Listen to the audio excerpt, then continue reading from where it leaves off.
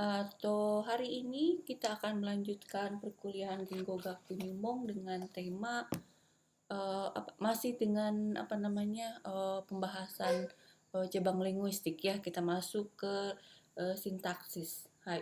Atau minggu kemarin kita membahas tentang apa itu morfem, apa itu kata, kan seperti itu ya. Nah, sekarang kita masuk ke dalam struktur sintaksis. Lalu sintaksis dan morfologi itu kaitannya apa? Jadi ketika morfologi ditambah sintaksis itu menjadi tata bahasa atau gramatika. Di situ kan bumpo, uh, belajar mata kuliah bumpo gitu ya. Nah, belajar tentang tata bahasa. Bumpo bahasa Jepang. Kalau di sini di Linggogaku kita belajar istilahnya. Ada kalimat pasif begitu ya. Bagaimana pola kalimat pasif? Kan seperti itu. Istilah-istilahnya dibelajar minasang di Gengogaku. Oke, lalu apa yang membedakan antara morfologi dan sintaksis? Morfologi itu tadi kan berkaitan dengan kata. Di sini struktur internal kata, tata kata. Jadi ada kata, morfem kan satuan terkecilnya. Lalu setelah itu kata, itu morfologi itu membahas seputar itu. Nah, kalau sintaksis itu kata digabungkan menjadi satu kalimat itu dipelajari di sintaksis. Bisa juga disebut dengan menganalisis tentang tata kalimat, yaitu sintaksis. Nah, menurut Ramran, sintaksis itu membicarakan tentang seluk-beluk dari satu wacana, dua kalimat, tiga klausa, dan keempat frasa. Oke, ini tadi sudah dibahas ya. Kita lanjut ke objeknya apa kalau begitu, objek kajian sintaksis. Jadi setiap cabang linguistik kan pasti ada objek kajiannya. Kalau morfologi kemarin ada morfem dan kata. Sekarang objek kajian sintaksis itu ada frase, klausa, dan kalimat. Oke, kita bahas satu-satu ya. Lalu kalau begitu, struktur sintaksis seperti apa? Kita lihat. Di dalam struktur kalimat itu ada yang dinamakan unsur dan predikat. Jadi suatu kalimat itu dinamakan kalimat itu kalau ada predikatnya. Nah, unsur ini bisa berbagai macam unsur. Nah, kalau bukan apa ya, bukan keunggulan, tapi misalnya ciri khas dari bahasa Jepang kan predikatnya ditaruh di belakang. Nah, kita lihat contohnya ketika unsurnya ada banyak, satu, atau dua. Dia berperan dengan beda-beda perannya. Pertama contohnya, Dewi wa warung de bakso tabemasu-nya predikat. Nah, O-nya penanda objek, warungnya penanda tempat, wa-nya penanda subjek. Jadi ini satu unsur berbeda-beda fungsi. Kalau di dalam bahasa Indonesia artinya Dewi makan bakso di warung. Kayak itu struktur sintaksis. Kayak kita lihat lagi kalau di dalam sintaksis itu eh, ada kategorisasinya. Pertama fungsi sintaksis seperti tadi ya. Atau Dewi itu sebagai subjek itu dinamakan sebagai fungsi sintaksis. Predikatnya tadi cabai masuk. Kita lihat nanti contohnya ada di sini. Kayak kita lanjut ke contoh saja dulu ya. Nenek dalam bahasa Indonesia, nenek melirik kakek tadi pagi. Nah, kalau kita lihat kategori sintaksisnya, nenek dan kakek itu termasuk ke dalam nomina. Ini yang kelas kata kemarin itu Minasang sudah belajar ya. Lalu melirik itu predikat. Nah, kata keterangannya itu tadi pagi. Itu dilihat dari kategori sintaksis.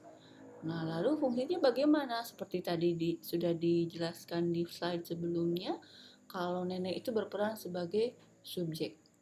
Lalu melirik itu predikat, objeknya itu kakek, dan tadi pagi itu sebagai kata keterangan. Seperti itu ya. Oke. Nah, kalau ini di dalam bahasa Jepang. Jadi sebetulnya bahasa Jepang itu ambigu.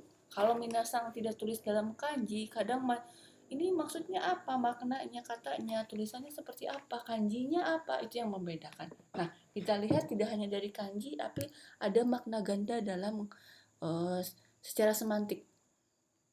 Pertama, toshi oita otoko no chuma. Toshi oita otoko no chuma.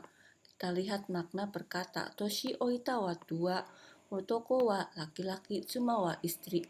Mempunyai makna ganda. Toshi oita otoko berarti laki-laki tua. Di sini mempunyai makna yang berbeda dengan jika toshi oita no tsuma. Jadi maksudnya istri laki-laki yang tua. Jadi yang tuanya si istrinya. Nah, kalau yang ini yang tuanya si laki-laki. Jadi punya makna yang berbeda, dua makna yang berbeda. Itu biasanya keunggulan dari kalimat bahasa Jepang. Oke, kita lanjut ke frasa. Jadi frasa itu bagian dari sintaksis. Kalau di dalam bahasa Jepang ada jenis-jenis makna. Pertama ada frasa nomina, frasa verba, ada frasa adjektiva, seperti itu ya. Jadi ini saya memberikan contoh dalam bahasa Jepang.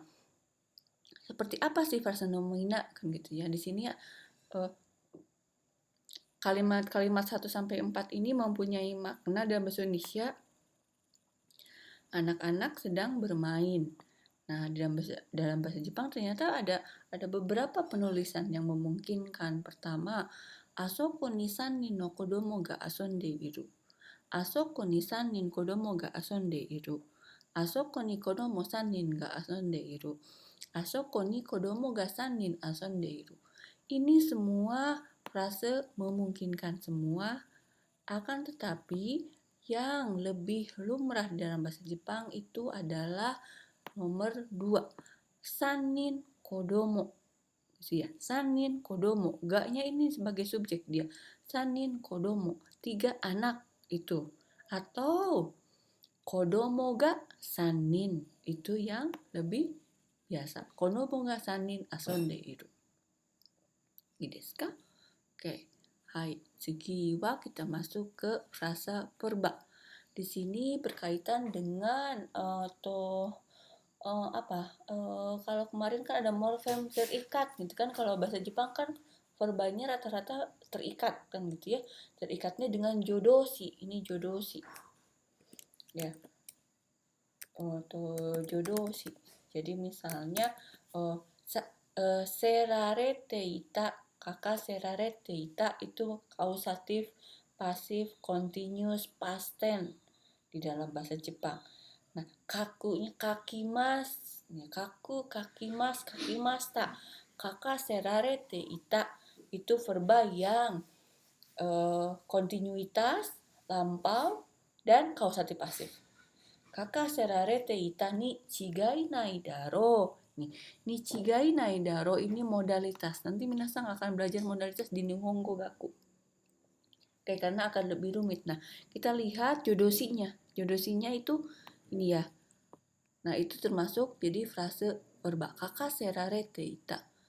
Nah, artinya tsugi wa adjektiva. Adjektiva atau kata sifat. Ternyata dalam bahasa Jepang itu kata sifat itu bisa menjadi predikat di situnya.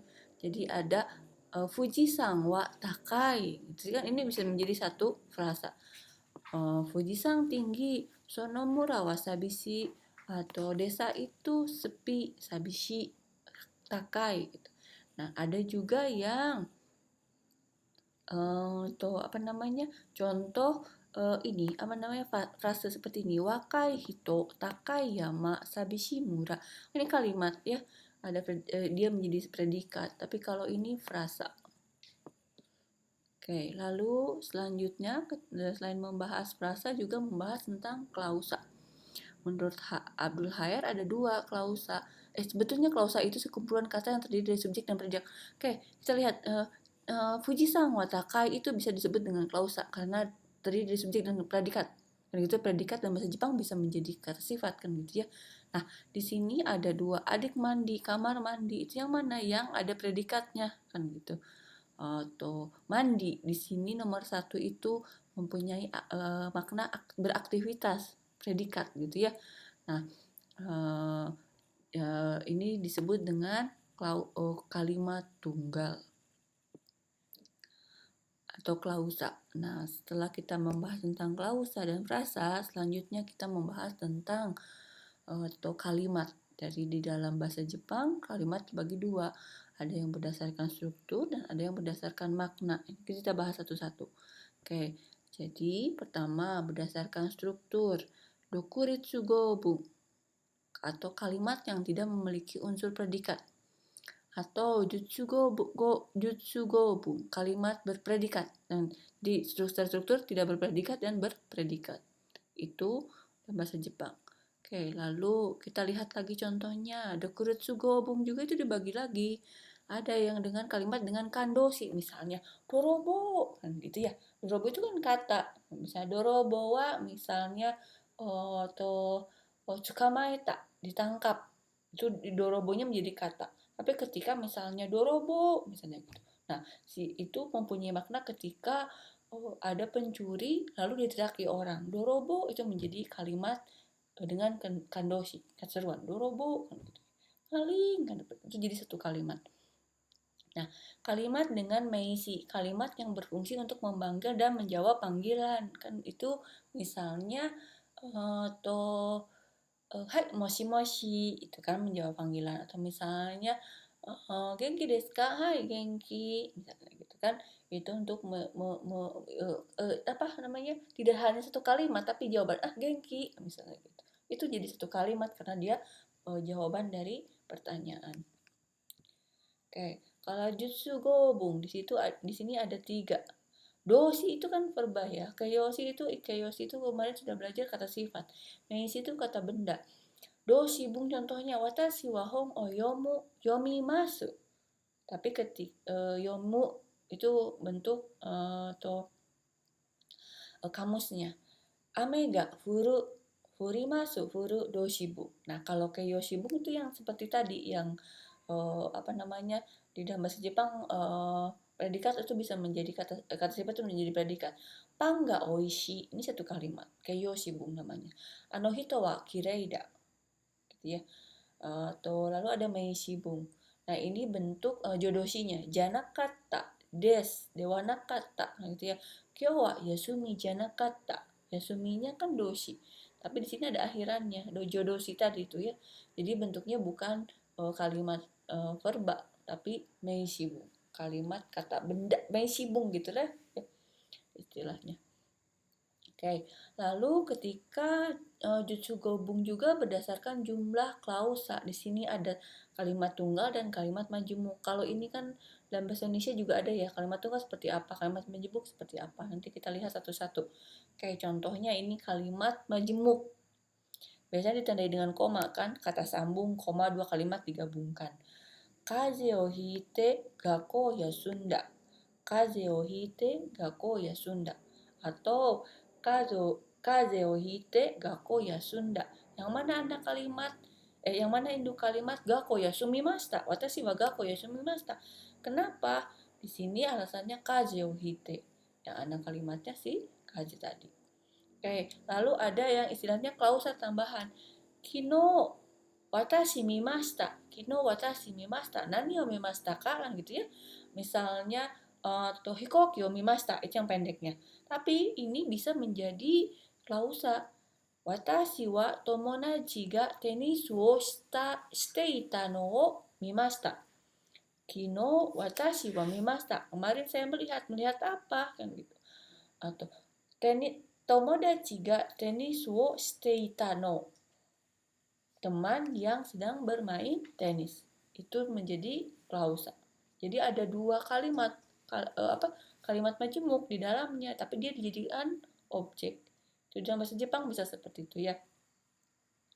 Oke, kita lanjut tentang kalimat berdasarkan makna. Ada yang imite kinai yobung dan ada dentatsu teki kinobung. Kita lihat satu-satu.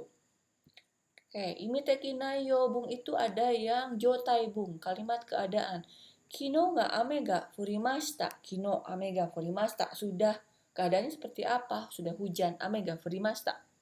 Ugoki bung yang beraktivitas, berarti yang sedang dilakukan. Chichi wa shimbun o yondeiru. Chichi wa shimbun o yondeimasu. Cici sedang membaca. Itu kalimat aktivitas. Kelihatan aktivitasnya gitu ya. Ame ga furimashita. Wah, sudah terjadi, sudah dilalui. Oke, lalu yang tadi dentatsu teki kinobung itu ada 4. Nah, ini nanti sebetulnya ada kaitannya minasang ketika seiring bumpo minasang naik ke level-level misalnya level semester 2, semester 3, minasang akan belajar seperti ini. Bentuk perintah dalam bahasa Jepang seperti apa, bentuk larangan seperti apa, permohonan seperti apa. Itu ya. Kalau ini istilah-istilahnya. Ishi gambo atau ishi gambo nobung, bentuk permohonan gitu, maksud gitu, keinginan, maksud gitu ya.